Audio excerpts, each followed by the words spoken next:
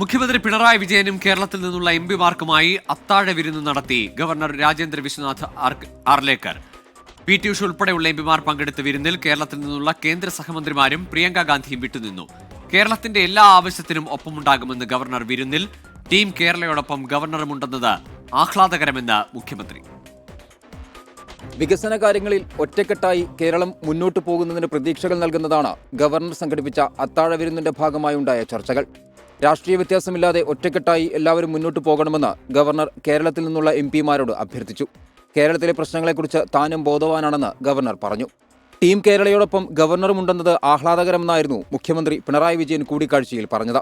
കേരളത്തിലെ ലഹരി ഉപയോഗം ആശങ്കയായി ഗവർണർ ചൂണ്ടിക്കാട്ടി.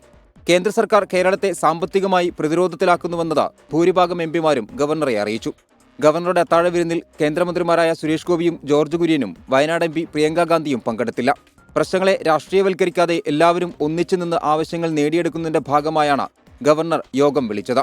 അത്താഴ വിരുന്നിന് ശേഷം ഗവർണർ രാജേന്ദ്ര വിശ്വനാഥ് ആർലേക്കറും മുഖ്യമന്ത്രി പിണറായി വിജയനും ഒരുമിച്ചാണ് കൊച്ചിൻ ഹൗസിലേക്ക് മടങ്ങിയത്. 24 ഡൽഹി.